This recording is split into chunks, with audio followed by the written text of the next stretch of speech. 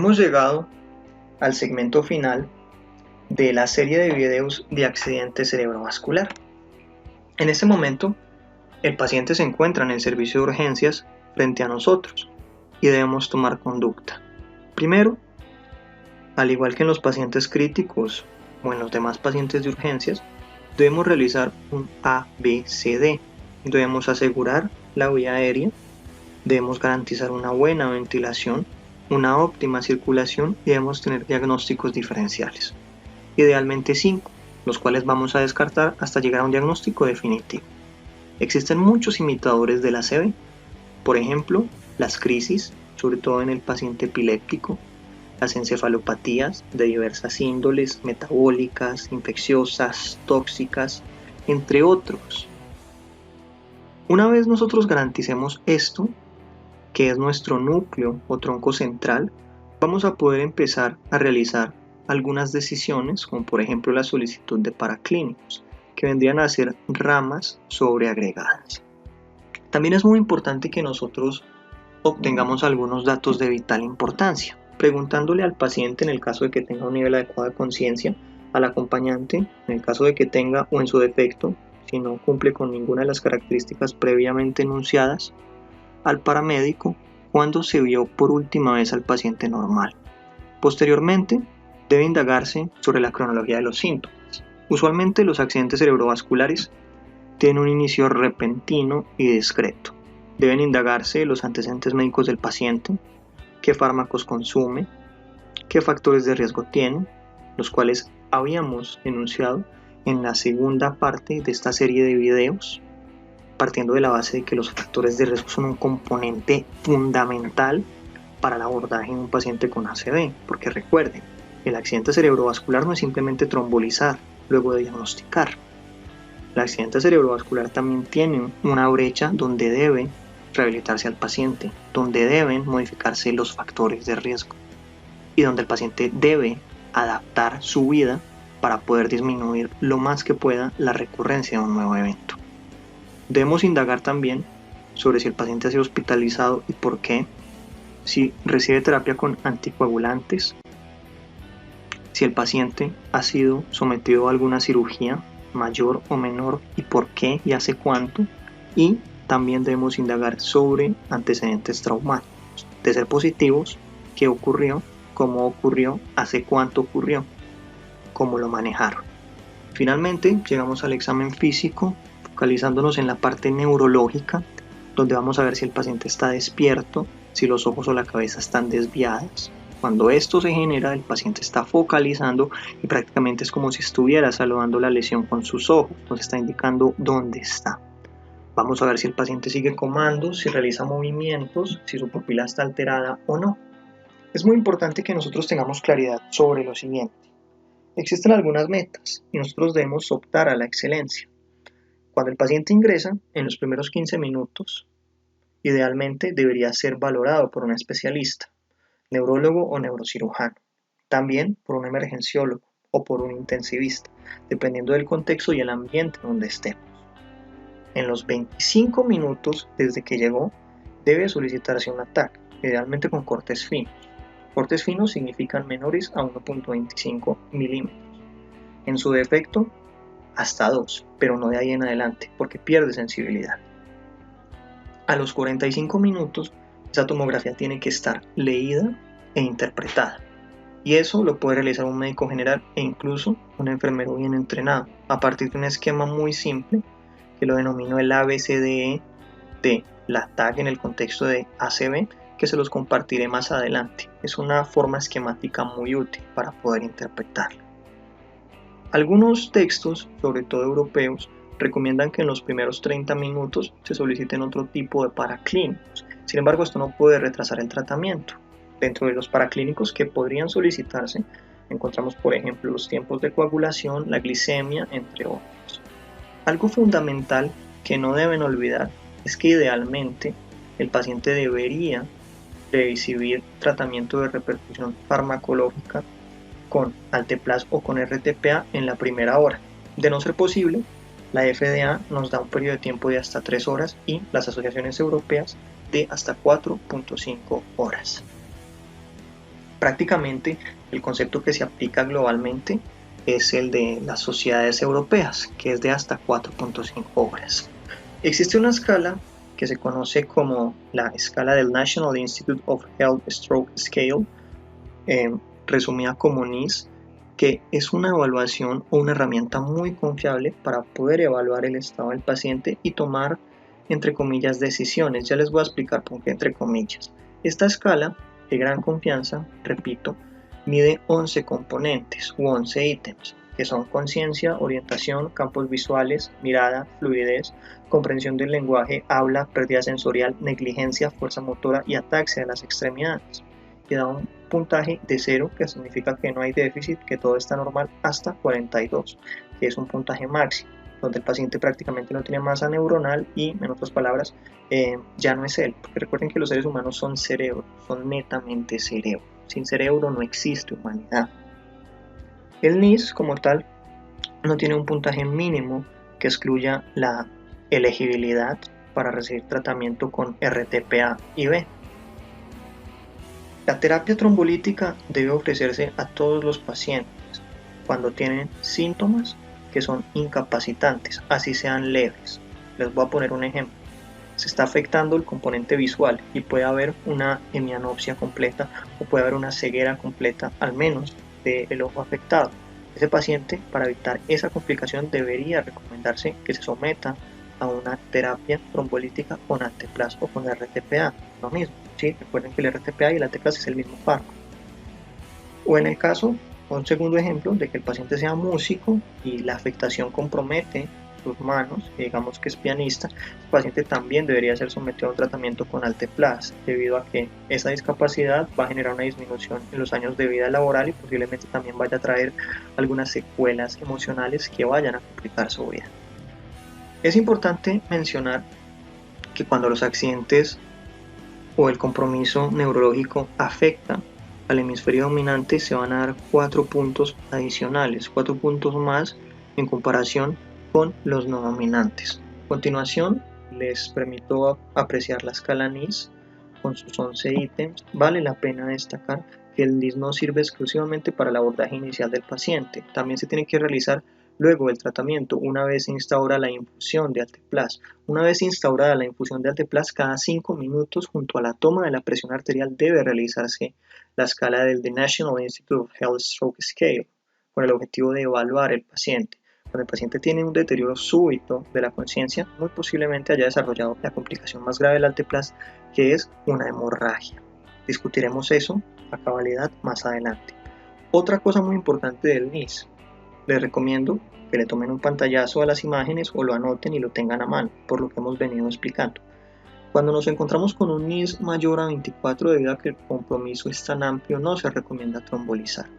La brecha ideal para trombolizar es entre 11 a 24, aunque algunas instituciones, si esto es protocolo institucional, no es un protocolo que esté como tal compartido en todo el mundo, sino que es propio de algunas instituciones, es que no se trombolice cuando nos encontramos un NIS por encima de 20. Por razones económicas, por razones también de recursos propios del hospital y también en última instancia por el deterioro neurológico tan marcado.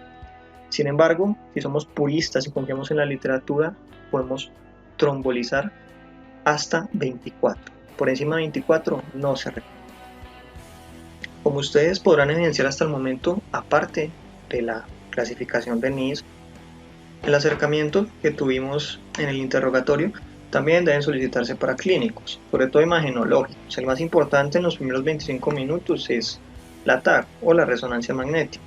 La resonancia magnética por difusión tiene como tal una ventaja y es que identifica el 90% de las lesiones isquémicas. Sin embargo, es más demorada y es más difícil que se tome, es un poquito más caro.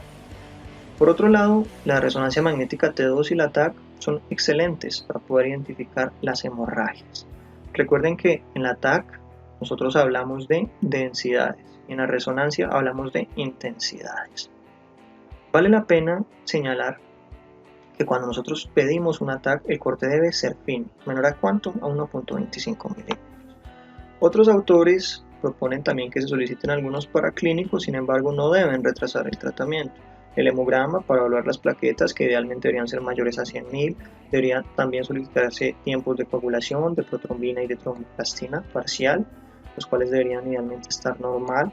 La AJA en el 2013 recomendó que se solicitaran de forma protocolizada y prácticamente en todos los pacientes de forma generalizada los niveles de glucosa, y también podrían tener algún nivel de utilidad los electrolitos, la función renal y las troponinas. Vamos a centrarnos de aquí en adelante en lo que viene a ser la parte imagenológica. Entonces vamos a mencionar algunos signos muy característicos que podemos encontrar cuando estamos haciendo la interpretación imagenológica, y posteriormente pues la vamos a contrastar con imágenes reales y con el método que les he planteado. Primero, ¿qué vamos a encontrar en las hemorragias agudas? Una zona de hiperdensidad en relación a lo que viene a ser la densidad normal del parénquima cerebral. Lo que vemos acá, esto está hiperdenso, ¿sí? Está blanco. Hiperdenso es blanco, hipodenso es más negro, isodenso es similar a lo que viene a ser la normalidad. En el caso de los infartos tempranos, en los cambios más prematuros, va a haber una hipodensidad que no está bien delimitada, y esa hipodensidad que no está bien delimitada también se va a conocer como una pérdida en la relación córtico-subcortical. Se pueden encontrar, por otro lado, en los infartos crónicos ya zonas de hipodensidad bien definidas, y se puede encontrar concomitantemente algo que se conoce como encefalomalacia.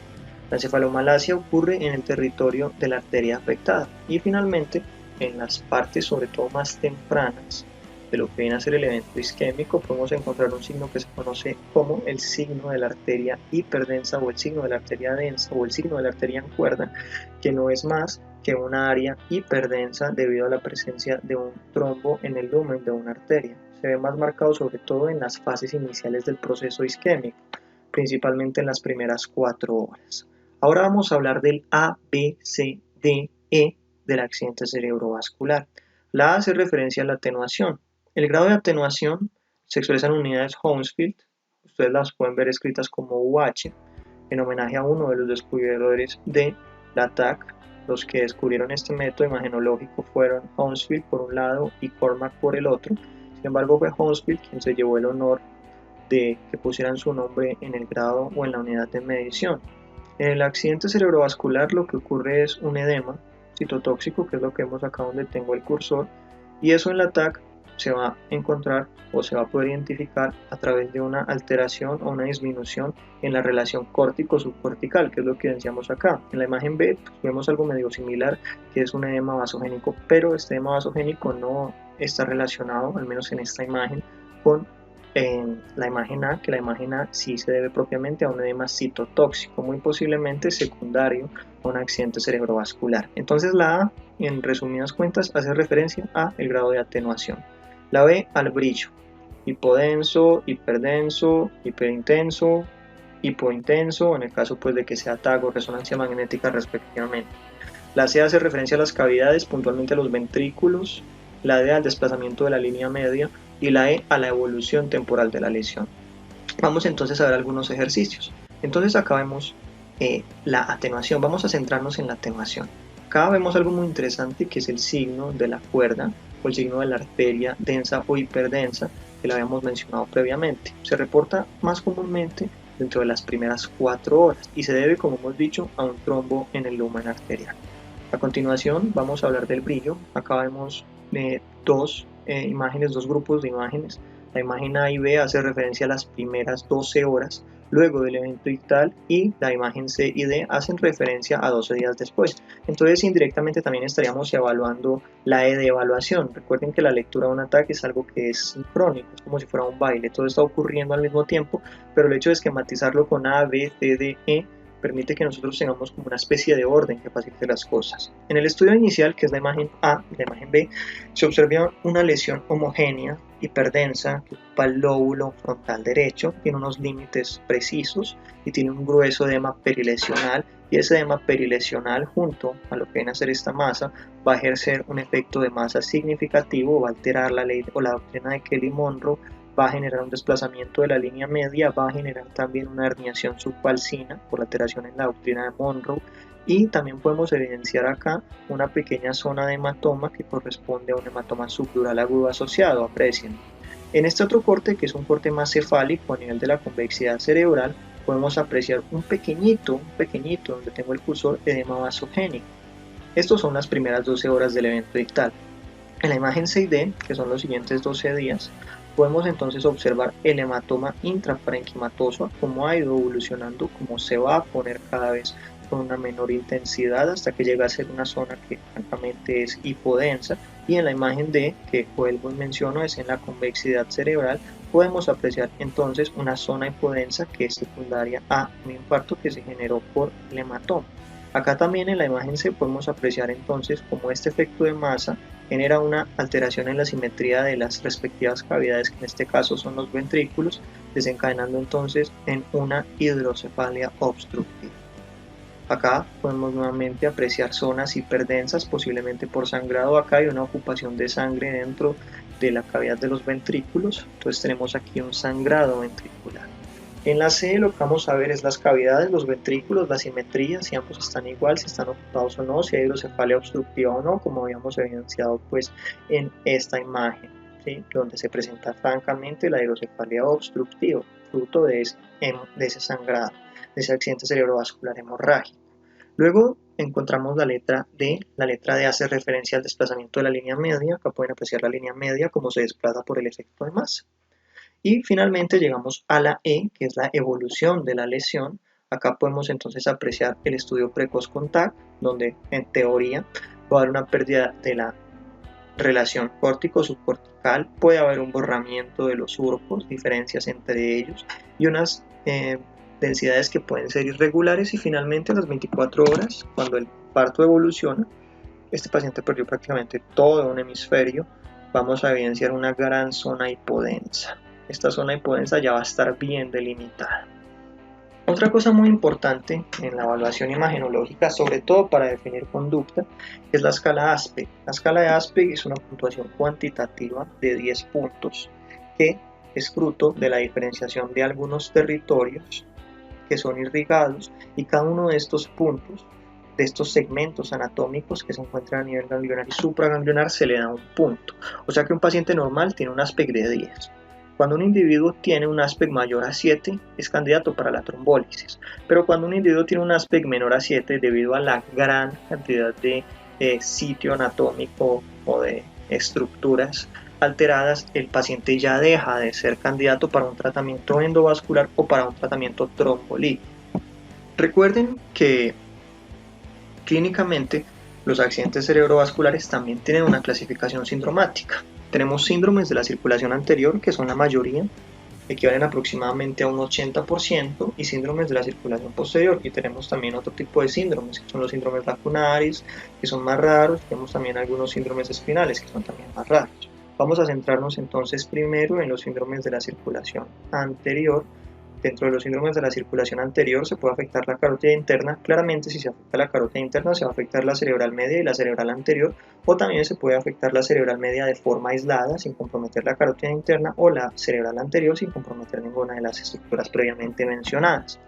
Si ocurre un compromiso de la carótida interna, como consecuencia, debido a que la arteria cerebral anterior y la media son rama de ellas, también van a verse comprometidas, entonces va a ser una situación más grave. ¿Por qué? Porque vamos a tener los componentes aislados de cada obstrucción. Por el lado de la arteria cerebral anterior va a haber un infarto de todo el territorio anterior y de alguna parte del territorio medio, lo cual va a traducir en una hemiplegia contralateral. También puede incluso haber oclusiones a nivel de la arteria retiniana. Las oclusiones en la arteria retiniana van a traducir en una amaurosis fugal ipsilateral. En el caso de un compromiso a nivel de la arteria cerebral media, lo que va a ocurrir es una afasia, en el caso de que el compromiso sea en el lado dominante, en el hemisferio dominante. Si es en el hemisferio no dominante, va a ocurrir una negligencia hemispatial. También puede aparecer parálisis braquifacial contralateral, hemianestesias contralaterales, y es común que haya una mirada conjugada hacia la lesión. Prácticamente el paciente con su mirada ubica solito la lesión. En las lesiones o en las oclusiones de la arteria cerebral anterior también puede aparecer una debilidad contralateral de la pierna. Puede ocurrir abulia o apatía, sobre todo cuando la alteración isquémica compromete el giro anterior del cíngulo, o también cuando compromete lo que viene a ser la cabeza del núcleo caudado. Existen afasias de múltiples tipos. Recuerden que las afasias ocurren es cuando se afecta el hemisferio dominante.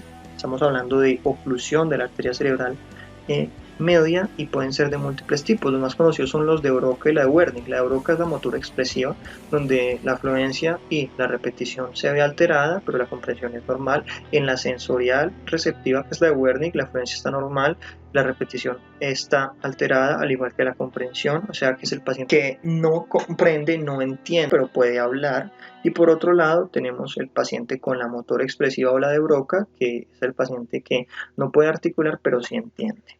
También hay afasias de conducción, donde solamente se ve afectada la repetición, motoras transcorticales, donde solo se va a ver afectado la fluencia, transcorticales sensoriales, donde se afecta la comprensión, o mixtas, donde va a ser variable como tal el compromiso, y finalmente las globales, donde todo se va a ver afectado, ¿sí? Pasamos ahora a hablar de los síndromes de la circulación posterior, que representan el 20%, empezando con los síndromes del tronco encefálico. Estos síndromes pueden afectar el mesencéfalo, la protuberancia, la médula. El síndrome basilar es una condición muy grave, puede causar un infarto del cerebro medio bilateral y del tálamo, y eso puede lesionar lo que viene a ser el sistema de activación reticular, y si se lesiona ese sistema puede ocurrir la muerte. También en este contexto es importante que se descarten las lesiones y las alteraciones secundarias a la oclusión de la arteria del percherón, que le habíamos mencionado cuando hablábamos de la irrigación en el componente de los videos de la temporada de neuroanatomía sobre la vasculatura del sistema nervioso central. Otros síndromes del accidente cerebrovascular en el cerebro medio pueden afectar el tercer par craneal, van a generar pues, una parálisis del tercer nervio, también pueden generar oftalmoplegia internuclear. Por afectación del fascículo longitudinal medial se pueden afectar los tractos corticoespinales y eso va a generar hemiparesia contralateral. Los tractos cerebelosos se pueden ver comprometidos a nivel de los pedúnculos cerebelosos superiores. El paciente por ende va a tener una ataxia ipsilateral. Se pueden afectar los tractos rudales y eso pues va a traducir como tal en un temblor ipsilateral. También estos síndromes suelen dar disartria, hemiparesia contralateral, sobre todo cuando se afectan los tractos córtico-espinales descendentes. Puede dar hemiparesias, hemianestesias, cuando se genera como tal una afectación de los tractos sensoriales ascendentes, y puede generar también parálisis del sexto par craneal o del abducen. Los síndromes medulares prácticamente podrían ser una clase sola, una clase individual. Dentro de los síndromes medulares, los más comunes son el síndrome de Wallenberg. El síndrome de Wallenberg da por un infarto en el territorio de la pica. Se caracteriza por disfagia, también por disfonía, afecta el núcleo ambiguo, el nervio vagal, afecta también el glosofaringio, puede acompañarse de vértigo, desequilibrio, sobre todo cuando se comprometen los núcleos vestibulares. Y otro que también es muy común es el síndrome de Horner. El síndrome de Horner se caracteriza por tosis, miosis y pérdida sensorial cruzada del dolor, y en algunas ocasiones puede haber algún tipo de ataxia en el miembro ipsilateral. Aquí en las tablas podemos apreciar algunos síndromes que generan afectaciones a nivel del tronco encefálico, como los que hemos estado descritos, son muchísimos: Weber, Benedict, Notangel, etcétera, etcétera.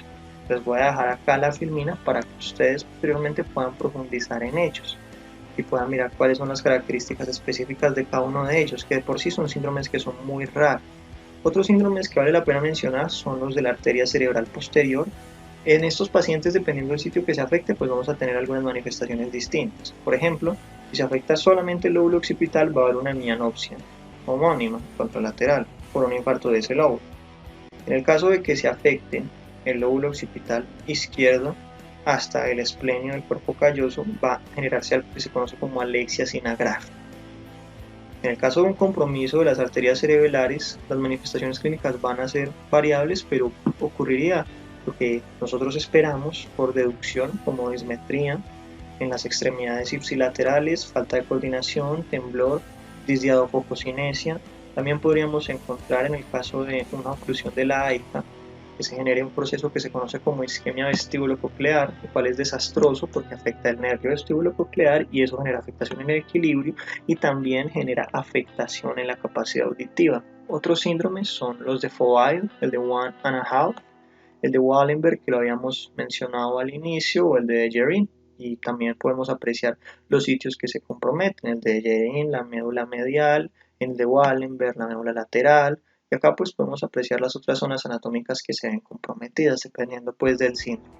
Otros síndromes más raros y que no tienen como tal una consistencia epidemiológica muy documentada son los lacunares, sobre todo asociados con hipertensión arterial, alcoholismo, entre otras condiciones. Estos suelen ser silentes o pueden cursar en el caso de que tengan manifestaciones con alteraciones puras de la motricidad, de la sensibilidad, de la habilidad sensomotora, pueden manifestarse con hemiparesias o en ocasiones puede ocurrir el síndrome de la disartria de la mano torpe. Ya habíamos hablado de ellos. Es incluso común que en algunos cadáveres cuando se revisan y son cadáveres de hipertensos que no se tratan adecuadamente, nos encontremos algunos tipos de infartos lacunares incidentales. Un infarto lacunar, recuerden que es aquel que mide menos de 1.5 centímetros. Están también los síndromes espinales. Los síndromes espinales, lo que va a ocurrir es que va a aparecer dolor del cuello o de la espalda, es un dolor que es súbito, va a aparecer paraplegia y pérdida sensorial espinal del dolor y la temperatura por debajo del sitio del infarto. Puede aparecer paraplegia espástica o hiperreflexia en la neurona motora superior y en estos individuos puede ocurrir incluso un shock medular.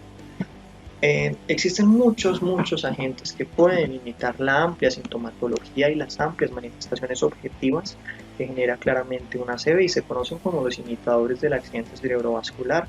Encontramos, por ejemplo, como habíamos mencionado, las crisis, sobre todo en el contexto del epiléptico, las encefalopatías metabólicas, hipoglicemias, anormalidades en los electrolitos, de allí a que se soliciten, sobre todo, por ejemplo, la hipernatremia. También incluso puede ocurrir encefalopatía renal o encefalopatía hepática, secundaria alteraciones y daños en estos órganos. Puede generarse también encefalopatía tóxica, sobre todo por alcohol o algunas drogas lícitas e ilícitas, encefalopatía infecciosa, tumores del cerebro, también incluso a las afectaciones neuromusculares pueden simular un accidente cerebrovascular, sobre todo por la debilidad focal, las migrañas con aura, sobre todo por el patrón de aparición y también incluso afectaciones psicogénicas. Esto último es increíble, incluso puede que suene gracioso, pero las alteraciones psicogénicas pueden ser imitadoras del accidente cerebrovascular. Hace poco ocurrió algo muy curioso y fue que delante de un neurólogo una enfermera, entre comillas, empezó a convulsionar. Ya les explico por qué entre comillas.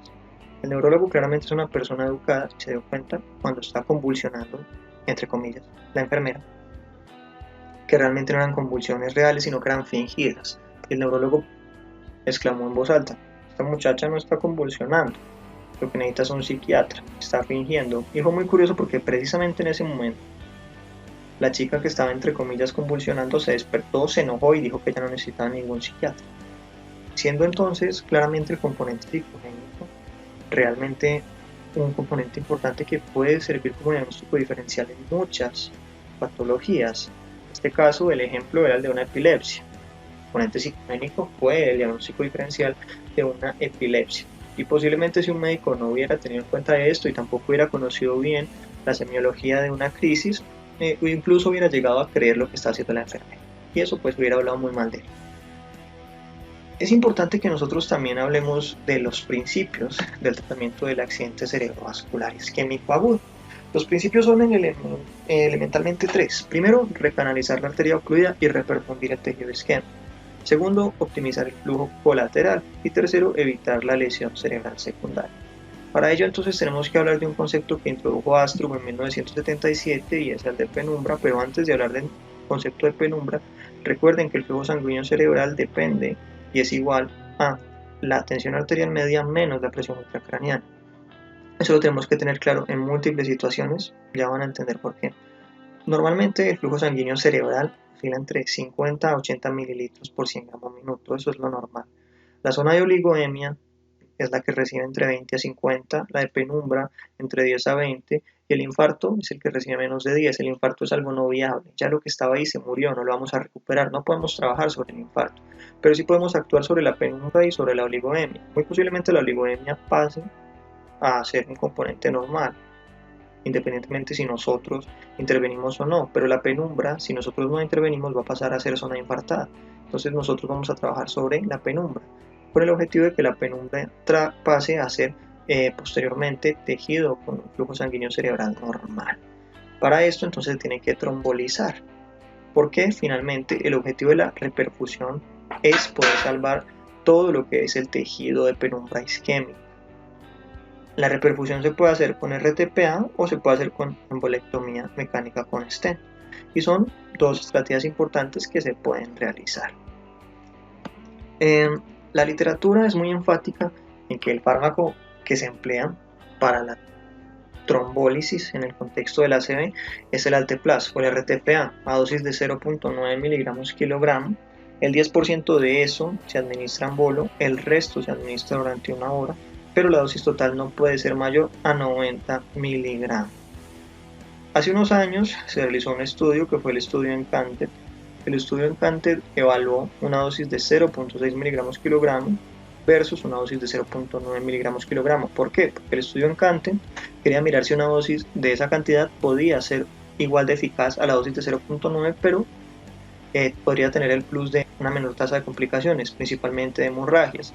¿Qué encontró el estudio como tal? Que efectivamente sí disminuía la cantidad de hemorragias que se desarrollaban, pero esa dosis de 0.6 era infraterapéutica en el sentido de que era menos eficaz que la dosis estándar.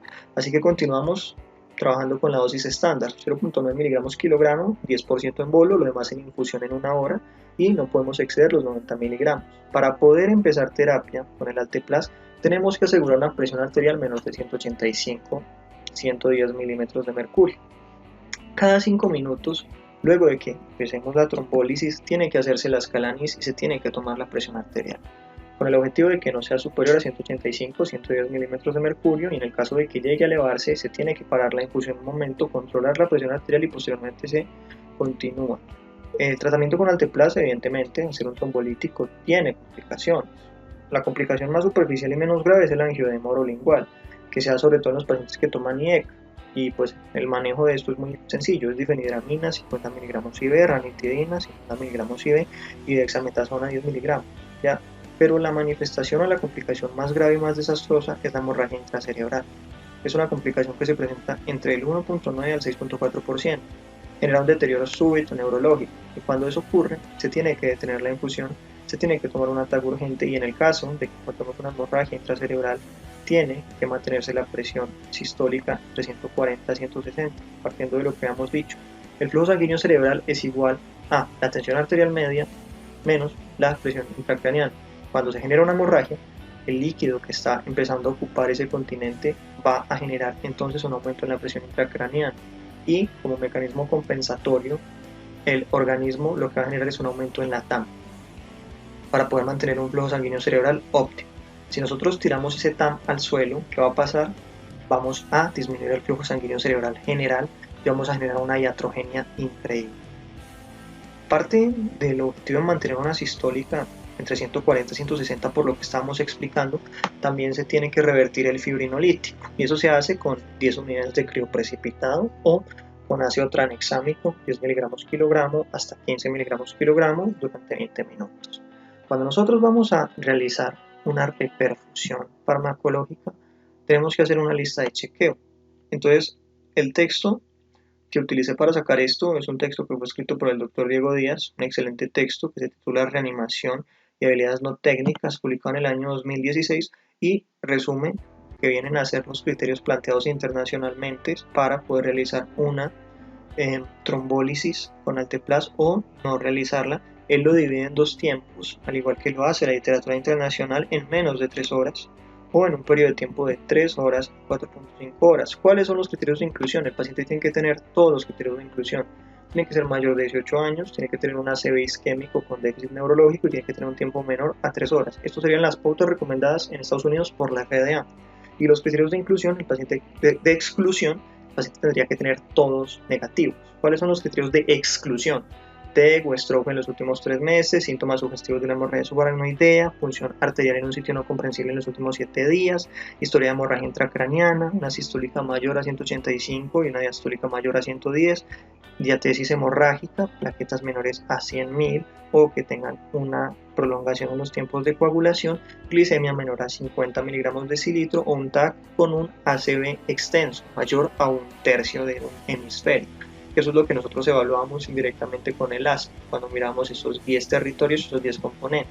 Por otro lado están los criterios de la lista de chequeo de 3 a 4.5 horas, y sería que nosotros, para poder incluir a un paciente, tendría que tener sí en todo un ACV isquémico con déficit neurológico con un tiempo entre 3 a 4.5 horas, y los criterios de inclusión nuevamente todos no mayor a 80 años, no con un NIS mayor a 24 o igual a 25 y de ahí en adelante, que no tenga historia de diabetes ni de ACV previo y que el paciente no esté empleando anticoagulantes. Existe otro método de tratamiento alterno a la terapia farmacológica y es la trombectomía mecánica. La trombectomía mecánica se realiza en pacientes mayores de 18 años con un NIS mayor a 6 que tengan un tiempo menor de 6 horas y que sean pacientes que tengan un aspecto mayor o igual a 6 cuando se mida por TAC. Existen algunas situaciones especiales que son realmente situaciones problemáticas, como el paciente que acude con un stroke que lo desarrolla al despertar, o sea, él se despierta ya con la sintomatología clínica, no se sabe el momento exacto. En este caso, se debe solicitar TAC y resonancia magnética por perfusión y FLAIR que pueden darnos una indicación sobre el tiempo, nos pueden dar una especie de estimación. Sin embargo, el hecho de que una persona tenga un stroke al despertar y el tiempo no sea conocido puede ser una contraindicación formal justificada. En relación a los nuevos anticoagulantes, la evidencia es escasa, la evidencia todavía debe reforzarse y es algo que está en constante desarrollo. Y también otra situación especial son los déficits pequeños que mejoran rápidamente. Entonces volvemos a lo mismo, se tiene que individualizar el paciente y se tiene que mirar el grado de incapacidad. ¿Cuáles son los cuidados adicionales en un paciente con ACV isquémico agudo? Evitar la caída de la presión arterial. Se está realizando un estudio que es el estudio HEADS-POST y ese estudio HEADS-POST pretende sopesar el riesgo de aspiración versus tener la cabeza con un ángulo erguido o tenerla con un ángulo no erguido. Se esperan todavía los resultados de este estudio. El estudio CHIME, un estudio que acabó hace poco, se recomienda evitar la hipoglicemia y también evitar la hiperglicemia. Se recomienda administrar oxígeno y también evitar la hipertermia y la fiebre. Las conclusiones del estudio CHIME las quise poner acá. El estudio CHIME lo que básicamente mencionó es que el control estricto de la glucemia con insulina endovenosa para obtener controles de glucosa entre 80 y 130 miligramos de decilitro versus la meta de mantener una glucosa por debajo de 180 miligramos de decilitro dentro de las primeras 12 horas tras el ACV no mejoraba como tal el pronóstico. Entonces el estudio CHIME lo que concluyó es que el objetivo debería ser que tengamos una glucosa por debajo de 180 miligramos de decilitro sin necesariamente tener que utilizar un control estricto de la glicemia, porque el hecho de tener la glucosa por debajo de 180 es más positivo que el hecho de someter al paciente a terapia de control estricto. En relación al pronóstico, la mortalidad del accidente cerebrovascular isquémico es de 15% al mes, 25% al año y de 50% a los 5 años. La mortalidad por el ACV hemorrágico es de 55% al año y 70% a los 5 años. El 40% de los sobrevivientes de ACV van a quedar discapacitados.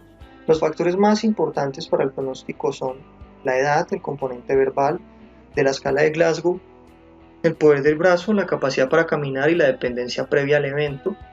Otros que también vale la pena mencionar son el tipo del ACV clínico, el estado civil del paciente, el hecho de que esté casado mejora pronóstico, porque en teoría tiene un apoyo según la literatura, el estado laboral y la adherencia a los cuidados.